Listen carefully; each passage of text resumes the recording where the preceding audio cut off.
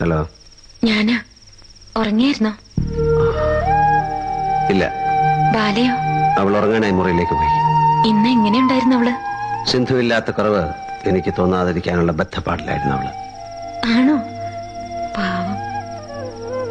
വിനേട്ടാ, പറയേണ്ട കാര്യമില്ല, എന്നാലും പറഞ്ഞു പോവാ. എന്താ? അവളെ ദേഷ്യം പിടിപ്പിക്കരുത് വിനേട്ടൻ, ഒന്നിനും. വിനേട്ടാ, ഫോണില് ഇനി എന്താ പറയണ്ടെന്ന് എനിക്കറിയില്ല. എന്നോട് എന്തെങ്കിലും പറയൂ വിനേട്ടൻ. എന്ത് പറയാൻ? എന്തെങ്കിലും.